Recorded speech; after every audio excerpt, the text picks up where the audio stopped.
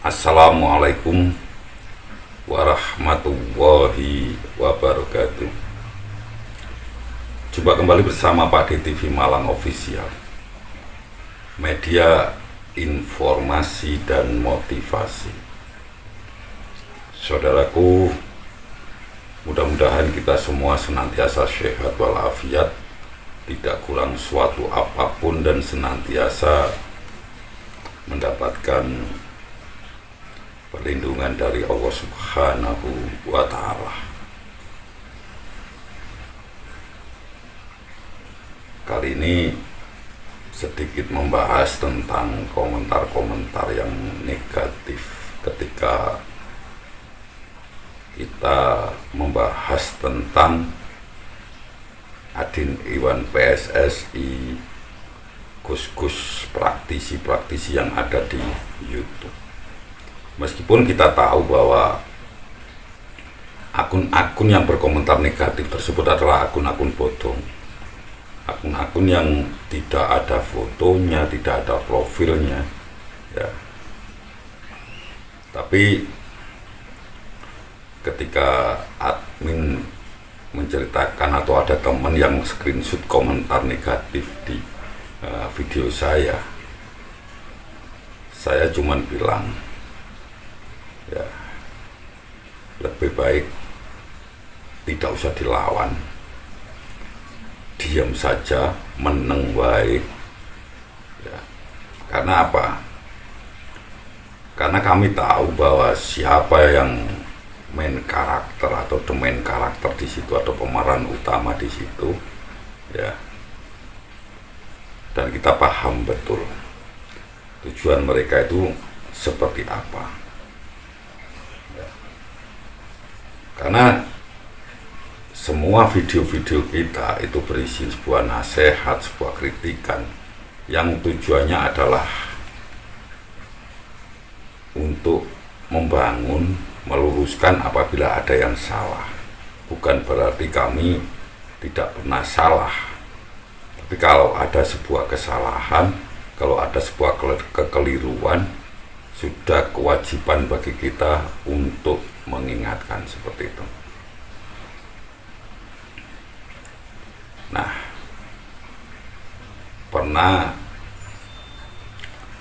dulu saya pernah dinasihati oleh orang tua itu begini.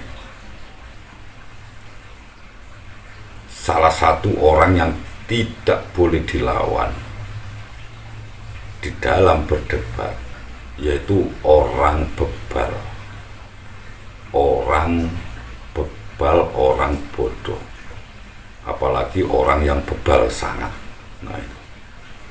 Sementara ketika saya mulai belajar mengaji,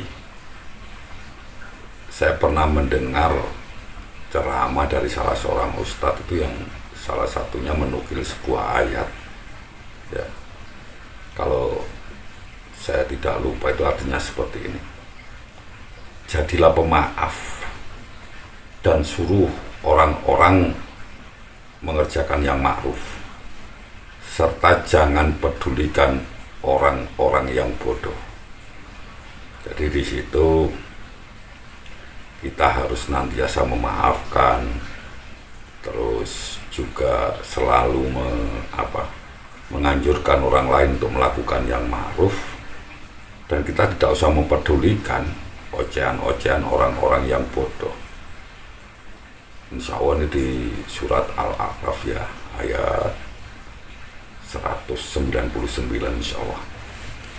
Nah, bodoh di dalam ayat tersebut ini adalah salah satunya adalah orang yang sok pintar.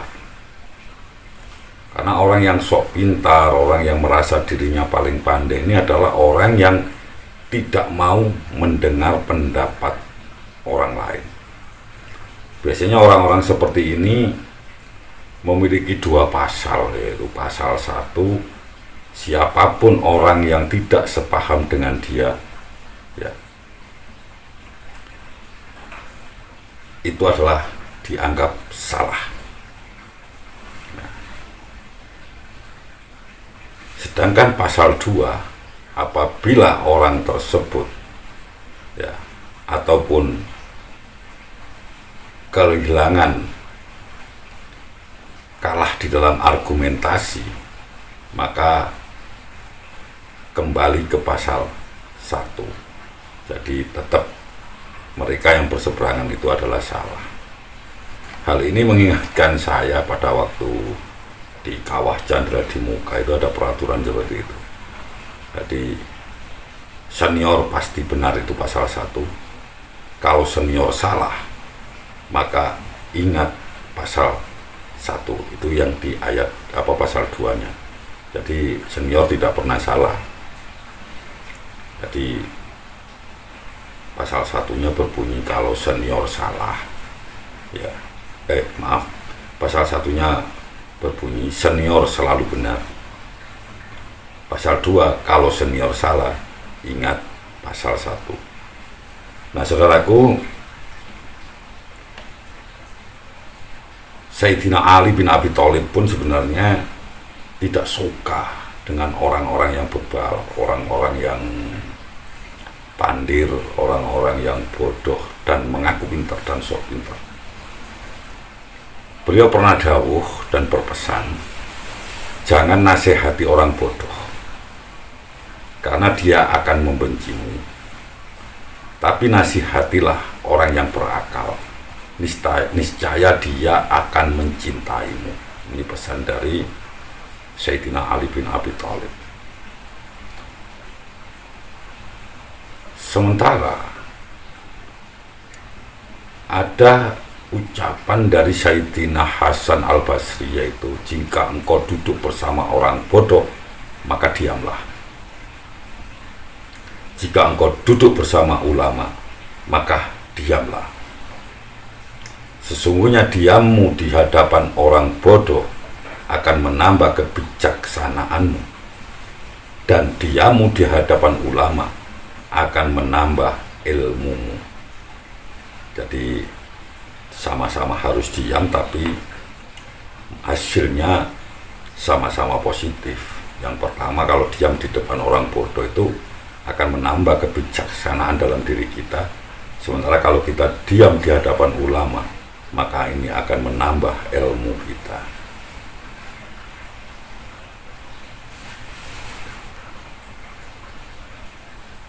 Imam Syafi'i kita kenal ya, adalah seorang ulama besar. Beliau ini banyak sekali berdialog, orang yang piawai dalam berdebat permasalahan agama.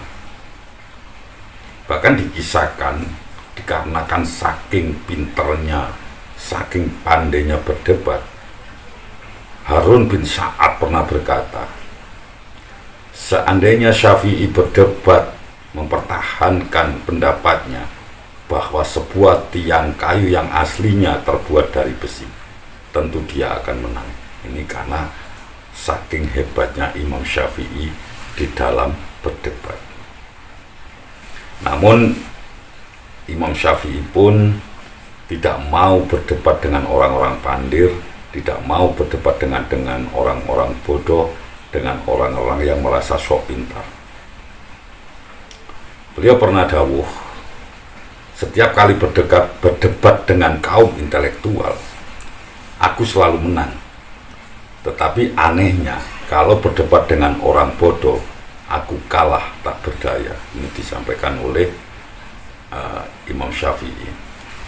Di dalam cerita yang lain atau perkataan yang lain, Imam Syafi'i juga sempat berkata, orang pandir mencercaku dengan kata-kata jelek. Aku tak ingin menjawabnya. Dia bertambah pandir dan aku bertambah lembut. Laksana kayu wangi dibakar malah menambah harum. Kemudian Imam Syafi'i pun berujar, berkatalah sekehendakmu untuk menghina kehormatanku.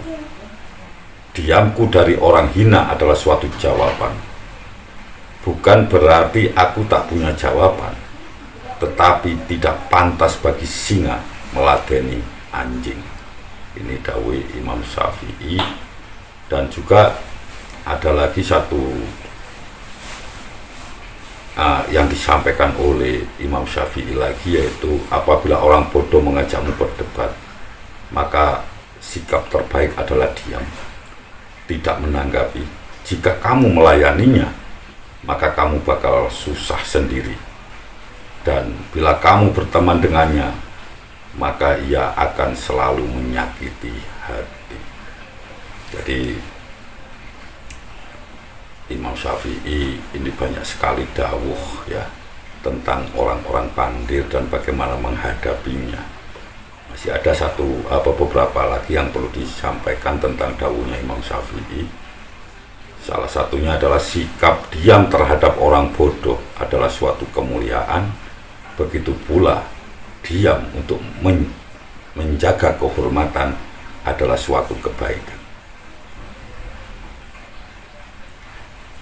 Masih dari Imam Syafi'i, yaitu apakah kamu tidak melihat bahwa seekor singa itu ditakuti lantaran ia pendiam, sedangkan seekor anjing dibuat permainan karena dia suka menggonggong. Jadi diam seekor singa itu membuat semua hewan takut, semua orang takut, semua hewan di rimba raya menghormati singa dikarenakan diamnya. Namun anjing yang suka menggonggong pun itu biasanya hanya dibuat permainan. Bahkan Imam Syafi'i pun pernah mengaku sulitnya berargumentasi dengan orang-orang jahil, ya, orang-orang yang tidak paham tentang landasan ilmu. Itu seperti beliau sampaikan, aku mampu berhujah dengan 10 orang berilmu, tapi aku pasti tidak menang dengan seorang yang jahil, karena orang jahil tidak pernah paham landasan ilmu. Jadi saudaraku, apabila ada orang yang berdebat, yang menyampaikan pendapat tanpa dilandasi sebuah keilmuan, maka itu adalah salah satu orang-orang pandir, orang-orang bodoh, orang-orang yang sok pintar seperti itu. Jadi kalau kita menanggapi komentar-komentar orang-orang yang tidak tahu dan tidak paham akan keilmuannya, akan dasar ilmunya, dan menganggap semua orang yang berseberangan itu adalah salah, maka lebih baik kita tidak usah menanggapi, biarkan komentarnya mengalir begitu saja. Jadi biasanya sih di kolom komentar itu teman-teman yang memahami dan mengerti itu yang mendebat, ya. Tapi sekeras apapun kita mendebat, sejelas apapun kita memberikan pemahaman dengan dasar-dasar ilmu, mereka tidak akan pernah paham, ya, karena biasanya mereka ini memang sengaja diciptakan untuk mengkanter orang-orang yang tidak sepaham dengan mereka, untuk mengkanter, untuk membalas orang-orang yang berseberangan dengan mereka, dengan tujuan melemahkan orang-orang tersebut untuk bersuara, ya, untuk menyampaikan kebenaran, sehingga mereka akan tetap dengan keyakinannya bahwa apa yang dilakukan itu adalah benar, meskipun sebenarnya itu adalah sesuatu yang salah. Namun hal ini tidak akan mengurangi semangat kita untuk selalu menyampaikan apa yang menurut kami benar. Ya. Kalau memang apa yang kami sampaikan itu adalah salah, ya lebih baik dilawan dengan dasar-dasar keilmuan yang jelas, bukan dibalas dengan sebuah argumentasi-argumentasi yang ngawur tanpa dilandasi keilmuan seperti itu. Sebenarnya bukan hanya di dalam Islam, di dalam Buddhisme saja juga juga disampaikan betapa orang-orang bodoh itu perlu dijauhi. Ya, sebagaimana disampaikan oleh Siddhartha Gautama, dengan orang-orang bodoh tidak ada persahabatan. Lebih baik seseorang hidup sendiri daripada hidup dengan para lelaki egois, angkuh, pemberontak, dan kepala batu. Jadi sebenarnya di agama-agama lain pun juga ada. Yang jelas kita harus menghindari berdebat dengan orang-orang bodoh, berdebat dengan orang-orang yang tidak punya keilmuan, berdebat tanpa memakai dasar keilmuan. Yang penting bagaimana menyerang lawan bicaranya, itulah yang harus kita pahami bersama-sama. Jadi saudaraku, selama ini saya tidak pernah sekalipun menanggapi komentar-komentar negatif yang ada di channel YouTube saya. Bukan berarti saya mengabaikan, tidak ya. Kalau memang komentar tersebut kritiknya sifatnya membangun, pasti akan kami tanggapi ya. Kalau sifatnya hanya menghujat, ya kita biarkan saja. Tapi tidak ada satupun akun yang kita blokir ya, karena kami akan membiarkan begitu saja komentar-komentar tersebut masuk dan secara natural seperti itu. Jadi memang banyak yang menyarankan akun yang sering komentar negatif diblokir saja, tapi saya tidak mengikuti saran tersebut, karena bagi saya negatif itu juga perlu untuk keseimbangan agar nanti kita tidak salah langkah seperti itu. Nah, jadi saudaraku, untuk kita semua ya, memang tugas kita menyampaikan sesuatu yang benar apabila ada sesuatu yang salah. Tapi kalau tidak ditanggapi, kita tidak usah perlu pakai cara yang emosi. Kita yang penting sudah menyampaikan bahwa hal itu tidak benar, dan ditanggapi juga alhamdulillah. Tidak ditanggapi berarti kita sudah gugur kewajiban untuk menyampaikan sesuatu yang hak. Nah, jadi mari kita sama-sama berdoa, mudah-mudahan nanti kita semua senantiasa diberikan kesempatan untuk menyampaikan kebenaran dan diberikan kesempatan untuk melakukan hal-hal yang benar, dan dijauhkan dari kegiatan-kegiatan yang bertentangan dengan ajaran-ajaran agama kita, yaitu agama Islam. Nah, saudaraku, mudah-mudahan apa yang saya sampaikan ini ada guna dan manfaatnya. Ada kurang lebihnya mohon maaf. Wabillahi taufiq wal hidayah. Wassalamualaikum warahmatullahi wabarakatuh.